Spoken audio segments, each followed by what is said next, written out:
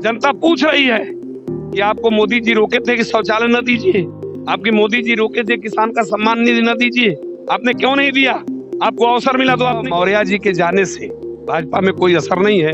आप तो जानते हैं जिस दिन मौर्य जी ने पार्टी छोड़ा, पडरौना के अंदर पटाखे फोड़े गए, स्वागत हुआ है? क्योंकि आम व्यक्ति, आम कार्यकर्ता उनके समय में उपेक्षित रहता था।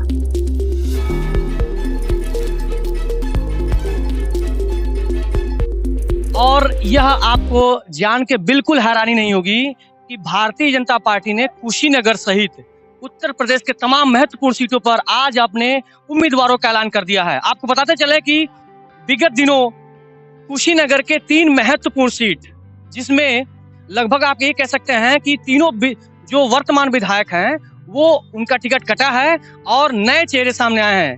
कुशीनगर से नाम आया है माफ कीजिएगा PN पाठक का, हाटा से नाम आया है मोहन वर्मा का जो उससे वर्तमान में नगर पालिका अध्यक्ष भी हैं, और फाजिलनगर से नाम आया है सुरेंद्र कुशवाहा का।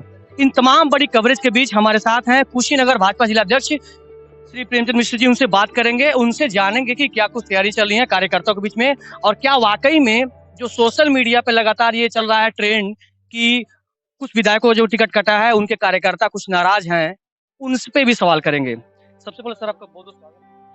चलिए, सबको नमस्कार। सीधा सवाल सर, कुछ इसमें कह सकते हैं कि जो 3 सीटें सामने आई हैं जिन प्रत्याशियों के नाम आया है, उसमें सीधा सीधा कह सकते हैं कि वर्तमान के 2 विधायकों का जो है टिकट कट गया है सर, 2 नए चेहरे सामने आए हैं। तो क्या वाकई में इसमें पार्टी में कार्यकर्ताओं के बीच नाराजगी चल रही है? देखिए, भारतीय जनता पार्टी 365 दिन काम करती है और भाजपा में सब कार्यकर्ता होते हैं। जिसको पार्टी टिकट दे देती है वो विधानसभा लड़ते हैं, बाकी लोग पार्टी का काम करते हैं। हर चुनाव में यह नियम रहता है। इस बार पार्टी ने हाटा से अपने विधायक जी को टिकट न दे करके अपने चेयरमैन को मोहन वर्मा जी को टिकट दिया है। वहाँ स्वागत हो रहा है, विधायक जी भी संतुष्ट हैं, कोई दिक्कत नहीं है। कुशीनगर में भी अपने विधायक माननीय रजनीकांत मणि त्रिपाठी जी को टिकट न दे करके PN पाठक जी भारतीय जनता पार्टी के बहुत ही वरिष्ठ कार्यकर्ता हैं, क्षेत्र के उपाध्यक्ष हैं, काफी समयों से प्रदेश से लेकर राष्ट्रीय नेतृत्व के अंदर काम किए हैं। भारतीय जनता पार्टी ने उन्हें अवसर दिया है, जनता उनका स्वागत कर रही है। हमारे विधायक भी की पारी बदलती रहती है। आज हम विधानसभा में जा रहे हैं, कल हम संगठन का काम करते हैं। पार्टी के एक दायित्व में परिवर्तन होता रहता है। पार्टी ने कहा है कि भाई सबके दायित्व अलग अलग है, चुनाव के बाद भी जो बाकी लगेंगे उनको भी हम दायित्व देंगे। ये हमारी पार्टी की व्यवस्था है। कोई टिकट कटने का विषय नहीं है, कोई शिकायत का विषय नहीं है। हम लोग इसी व्यवस्था से काम करते हैं। ये भी सवाल आ रहा था कि कुछ विधायकों से जो है पार्टी या संगठन के अंदर नाराजगी जाहिर कर रहा था। ऐसा कुछ नहीं है, कोई नाराजगी नहीं, कोई नाराजगी किसी से नहीं है। भारतीय जनता पार्टी के कार्यकर्ता राष्ट्र निर्माण का काम करते हैं, राष्ट्र के लिए करते हैं, जनता की समस्याओं के समाधान के लिए करते हैं, और हमारी व्यवस्था है। आज हम संगठन में हैं, कल सरकार में रहते हैं, आज सरकार में हैं, हम कल संगठन में रहते हैं। ये कोई विषय नहीं है। हमारे कार्यकर्ता कहीं नाराज नहीं है, सब लोग काफी ठीक है, और आगे भी जो लोग जिनका टिकट कटा है उनको भी पार्टी समायोजित करेगी और पार्टी मुख्य धारा में लेकर के चलेगी। बड़ा महत्वपूर्ण सवाल है। कुशीनगर जो है अपने आप में बड़ा महत्वपूर्ण हो चला है पिछले कुछ दिनों से। देखा जाए, एक तरफ जहां सरकार के पूर्व कैबिनेट मंत्री स्वयं प्रसाद मौर्य का भाजपा छोड़कर सपा में जाना, और वहीं कांग्रेस के वरिष्ठ नेता और पूर्व मंत्री लोकसभा के सदस्य भी रहे हैं RPN सिंह का भाजपा में सदस्यता लेना, ये तमाम हालांकि अटकलें लगाई जाती कई दिनों से। क्या लग रहा है कि मतलब इस समीकरण से क्या भाजपा में कुछ बदलाव होगा, कुछ सीटें बढ़ेंगी या घटेंगी? क्या अंदरूनी क्या चर्चाएं चल रही हैं? देखिए, भारतीय जनता पार्टी में कोई सीटों में अंतर नहीं आएगा। भारतीय जनता पार्टी कह रही है कि हम 300+ सीटें प्राप्त करेंगे और निश्चित रूप से प्राप्त करेंगे। मेरा सवाल यह है कि RPN सिंह के आ जाने से क्या सीटों में कुछ बढ़ोतरी हो सकती है, आपको लगता है? देखिए, ऐसा है, RPN सिंह भी अच्छे नेता हैं, प्रभावी नेता है, चरित्रवान नेता हैं, और उन्होंने भारतीय जनता पार्टी में आया है। भारतीय जनता पार्टी स्वागत करती है। साथ ही साथ मौर्य जी के जाने से भाजपा में कोई असर नहीं है। आप तो जानते हैं जिस दिन मौर्य जी ने पार्टी छोड़ा, पडरौना के अंदर पटाखे फोड़े गए, स्वागत हुआ है? क्योंकि आम व्यक्ति, आम कार्यकर्ता उनके समय में उपेक्षित रहता था। वो केवल अपने परिवार की चिंता करते थे, तो इसलिए उनके हटने से काफी लोग प्रसन्न हैं, और राजा के आने से भी काफी लोग प्रसन्न हैं। राजा एक अच्छे नेता हैं, जनता में भी उनकी पकड़ है, ईमानदार छवि के व्यक्ति हैं। तो पार्टी में ऐसे ईमानदार छवि के लोग भारतीय जनता पार्टी में ही रहते हैं, इसलिए भारतीय जनता पार्टी में उनका स्वागत है। सीटों का कोई मामला नहीं है, हमारा प्रदेश नेतृत्व जहां जिसको सीट देगा वो चुनाव लड़ेगा।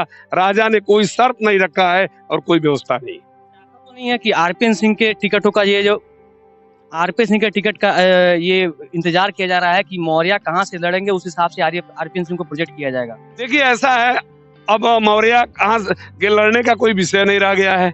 हम मौर्य की लड़ने की संभावना फाजिल नगर थी, हमने वहां प्रत्याशी उतार दिया है। मौर्य जी जहां भी लड़ेंगे वो भारतीय जनता पार्टी के प्रत्याशी से चुनाव हारेंगे। आज पूरे उत्तर प्रदेश के अंदर, विशेष रूप से मेरे कुशीनगर जिले के अंदर आम आदमी भाजपा की सरकार चाहता है। आप लोगों को बताने में मुझे कहीं संकोच नहीं है। इतने दिनों के राजनीतिक इतिहास में जो काम नहीं हुआ है वो भारतीय जनता पार्टी ने कर दिखाया है। जनता पूछ रही है कि आपको मोदी जी रोके थे कि शौचालय न दीजिए, आपके मोदी जी रोके थे किसान का सम्मान निधि न दीजिए, आपने क्यों नहीं दिया? आपको अवसर मिला तो आपने क्यों नहीं दिया? अभी मुलायम अखिलेश जी ने घोषणा किया कि हम 300 यूनिट बिजली माफ करेंगे। आम जनता कह रही है कि आप बिजली दे नहीं रहे थे तो माफ क्यों करेंगे? आपका समय था तो आपने क्यों नहीं किया? भाजपा ने कर दिखाया है और भाजपा के साथ सब पूरी जनता है। और भारतीय जनता पार्टी, आपको मैं स्पष्ट बता दूं, कुशीनगर 7 के 7 सीट पर जीतेगी और उत्तर प्रदेश में योगी जी के नेतृत्व में प्रचंड बहुमत की सरकार बनाएगी। तमकुहीराज विधानसभा से किसको टिकट मिलेगा? देखिए तमकुहीराज का जहां तक मामला है वो मेरा गृह विधानसभा क्षेत्र भी है, वहां अभी गठबंधन का बात चल रहा है। गठबंधन एक बड़ा पार्टी से जो है, बता रहे हैं, गठबंधन एक बड़ा धर्म होता है। भारतीय जनता पार्टी, आप याद करिएगा लोकसभा चुनाव के अंदर हम बहुमत से ज्यादा थे, तब भी गठबंधन के लोगों का सहयोग करके सरकार में उनको शामिल किए थे। अगर हम गठबंधन के विरोधी होते, विश्वसनीयता हमारी नहीं होती, तो गठबंधन लोगों को हटाकर हम सरकार बना लेते। हमारे पास पर्याप्त बहुमत था, तो हम गठबंधन में विश्वास करते हैं। हमारे सहयोगी दल है अपना दल और निषाद पार्टी, उनके हिसाब से जो फार्मूला है उसके हिसाब से उनको भी टिकट देंगे। अगर उनको टिकट मिलता है तो हमका हमारा भी स्वागत है, जिसको भी मिलेगा हम लोग उसको जिताएंगे। ये दोनों टिकट को लेकर वहाँ का जो फाजिलनगर विधानसभा में कार्यकर्ताओं के बीच नाराजगी क्यों चल रही है? सोशल मीडिया पर तमाम सारे जो है ऐसे पोस्ट आ रहा है कि भाई ये तो सामान्य विषय है कि 10 कार्यकर्ता मांगते हैं, एक को मिलता है तो 9 को थोड़ी तो पीड़ा होगी।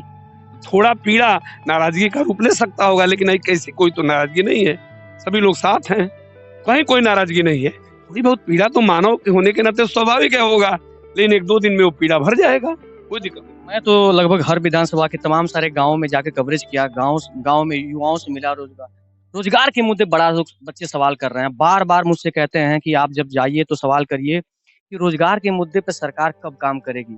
आपने पिछले दिनों देखा कि लगातार जो है इलाहाबाद में जो घटनाएं घटी, युवा जो है लगातार परेशान है, रोजगार की मांग कर रहे हैं, उस पर सरकार कोई एक्शन नहीं ले पा रही है। मतलब क्या लगता है उस रोजगार का जहां तक सवाल है, पहले रोजगार पर लोगों का विश्वास नहीं था।